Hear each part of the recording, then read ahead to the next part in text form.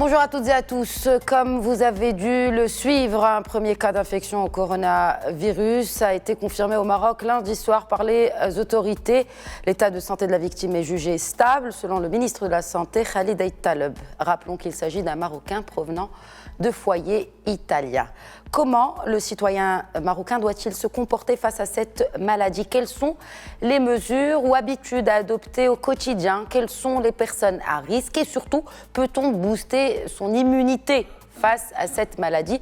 Afin de dissiper les doutes, nous posons les questions que beaucoup d'entre vous se posent à une professeure en pneumologie, et ce au CHU Ibn Sina de Rabat. Bonjour professeur Jouda Ben Amour. Bonjour, merci de votre invitation. Merci d'aborder un thème qui est très à jour et c'est une problématique mondiale. Absolument. Vous avez soulevé le cas qui a été déclaré au Maroc, la personne qui a séjourné en Italie.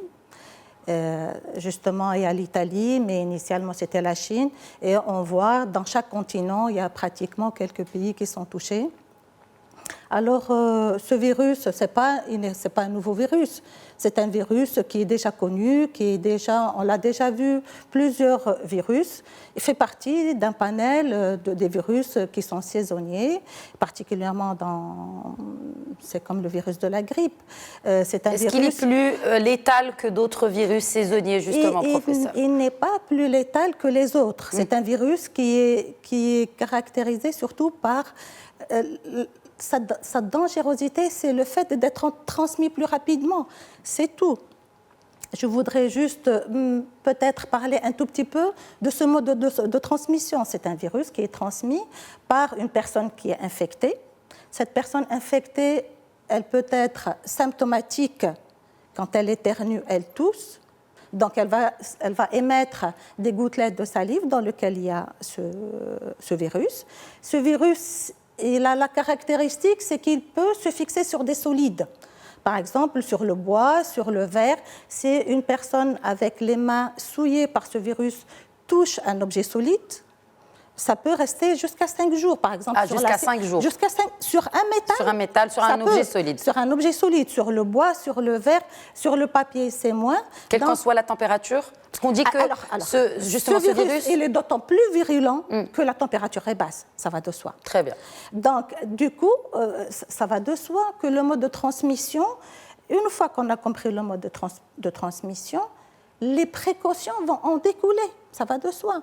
Une personne qui éternue ou qui tousse, de toute façon, ceci, quel que soit le virus, quelle que soit la maladie infectieuse de l'appareil respiratoire. Je ne veux pas sortir du thème, mais bon, la tuberculose fait à peu près la même chose, mais bon, ce n'est pas le thème de ce jour. Mais la grippe fait la même chose. Donc, cette transmission, actuellement, elle est interhumaine, c'est-à-dire d'une personne infectée à une autre. Même 2 jours avant de déclarer sa maladie, cette personne, elle est infectante. Elle peut passer des virus.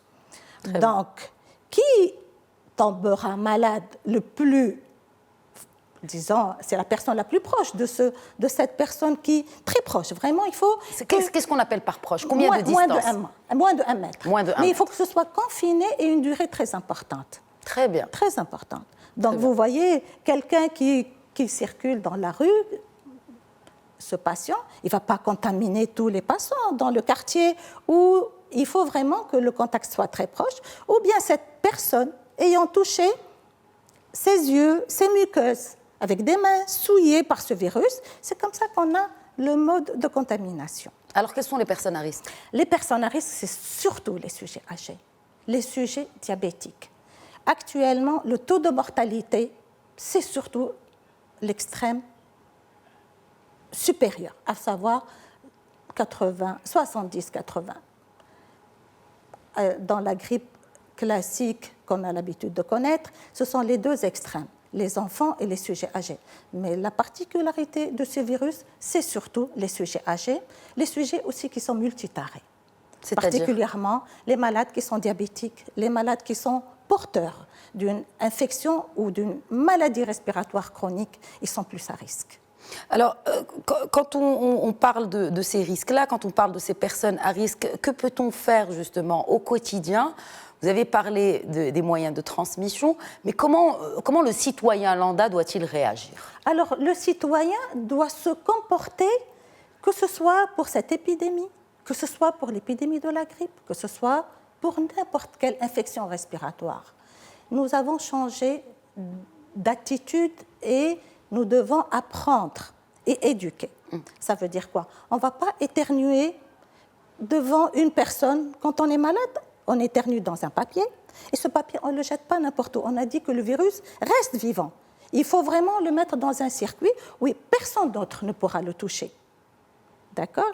Et puis quand on éternue, il ne faut pas éternuer dans ses mains. Après, dans vos mains, il y a les virus qui sont là et vous allez toucher des poignets, vous allez toucher de la monnaie, et ça restera. Donc, lavage des mains, éternuer dans du papier. Lavage des mains à quelle fréquence, professeur Mnamour? On se lave les mains dès qu'on a touché un objet. Nous, particulièrement dans une structure de soins, nous avons un savon liquide à chaque contact d'un malade. On est obligé de nous laver les mains et c'est disponible au niveau de toutes les structures de soins. Chez le citoyen, il a un petit flacon d'alcool qu'il peut mettre dedans, ou bien le lavage des mains au savon le plus fréquemment possible, et ne pas se toucher ni les yeux, ni le nez, les muqueuses. Avant de se toucher le nez, ou les yeux, ou la bouche, se laver les mains. Ce n'est pas difficile. Très bien. Alors, vous avez parlé de tout cela. On parle aussi de quelques attitudes à avoir, par exemple, pour booster notre immunité. On dit qu'il faut prendre beaucoup de vitamine C, qu'il faudrait rester hydraté. Est-ce que, finalement, c'est des fake news comme d'autres ou ça pourrait aider à combattre le virus?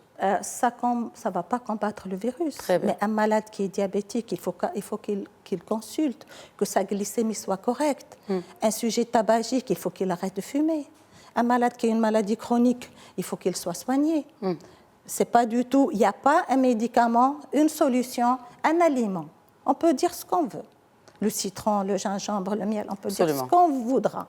L'hydratation, elle fait partie de toutes les thérapeutiques. S'hydrater, ça fait partie de ce qui est basique. On dit que les muqueuses qui ne sont pas hydratées sont plus à risque ou sont plus exposées à attraper le virus. C'est pas ça du tout. C'est pour ça qu'on est là. Il faut peut-être corriger aussi ces idées préreçues. Je reviens, je n'arrête pas de répéter l'hygiène des mains. Même avec une muqueuse hyper hydratée, si vous touchez un virus, vous touchez vos yeux, même si vous avez bu 10 litres, ça ne change rien du tout. Très bien. Et est-ce que on doit, quand et comment doit-on consulter? Ça, c'est une bonne question, justement. Alors, quand est-ce qu'on va consulter? On consulte, une personne doit consulter, et justement, on parlait du numéro vert. Le numéro vert du ministère de la Santé. Une personne doit appeler chaque fois qu'elle sent une infection respiratoire aiguë, avec de la fièvre, soit qu'elle est passée par des sites qui sont déjà connus dans les derniers 14 jours, ou bien toute personne qui va se présenter avec un problème respiratoire aigu, à savoir de la fièvre, des courbatures, une difficulté pour respirer. À domicile, ils peuvent appeler et à partir de là, ce numéro vert va répondre pour les classer. Est-ce que c'est un cas à déclarer? Est-ce que c'est une grippe banale? Pour vraiment mettre les choses au clair. Une personne qui n'écoute pas notre émission et qui a tous ces problèmes, une infection respiratoire aiguë, de la fièvre, qui a des difficultés pour respirer, elle va consulter un centre de soins. Au niveau du centre de soins, il y aura le tri et à partir de là, ils vont dire cette personne doit être isolée, elle ne doit pas être isolée. À qui on va faire des prélèvements, qui on va mettre dans qu'on va surveiller sans qu'elle soit hospitalisée. Et sur place, la personne qui va recevoir ces patients va décider. C'est un malade qui relève de la réanimation parce qu'il nécessite une oxygénation, un appareil de ventilation pour respirer, parce que ça peut être bénin, ordinaire, comme ça peut relever de la réanimation. Et bien sûr, malheureusement, certains cas vont y avoir toute une défaillance multiviscérale et c'est ça qui va amener au décès. Alors, ce que vous dites en fait, c'est qu'on n'est pas dépisté automatiquement. C'est-à-dire pas tous les gens qui se présentent dans les centres de dépistage avec quelques symptômes seront effectivement dépistés. Ils sont mieux orientés. Très bien. D'accord? Il faut vraiment qu'ils consultent et à partir de là, ils vont être isolés. Et la température sera prise. Et il faut qu'ils portent un masque chirurgical. Qui doit porter ce masque? C'est bien que vous l'évoquiez, parce que tout le monde dit qu'il y a rupture de stock, il y a pénurie des masques. Une fois que le malade se présente dans une structure de soins oui. et qu'il tousse, et sur qui on a pas mal d'arguments, ou pour qui nous avons pas mal d'arguments, c'est à cette personne qu'on doit mettre un masque. Et on appelle ce numéro vert qui est mis à la disposition du ministère. Et à partir de là, les décisions sont prises. Donc mais pas tout le monde. Pas tout le monde, bien sûr, pas tout le monde. Pas de panique. Pas de panique. Et il ne protège pas finalement ce masque du coronavirus. Ce masque ne protège pas, mais c'est-à-dire la personne qui est malade ne doit pas émettre ces virus, si vous voulez. Oui. Et ce masque, il ne doit pas être mouillé, sinon ça ne sert à rien. Donc vous voyez, ça ne protège pas, mais il faut que la personne qui émet ces virus... Ça protège les autres, mais pas du malade.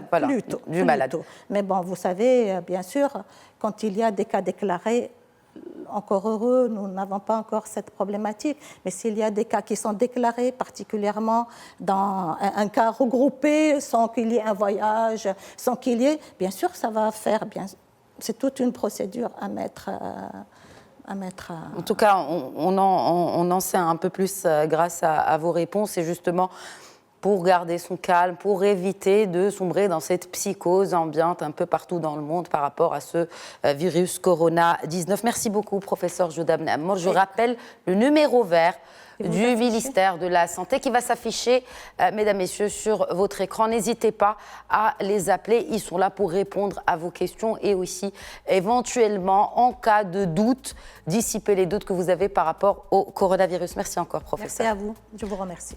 Merci à tous de nous avoir suivis. Excellente suite des programmes sur notre antenne.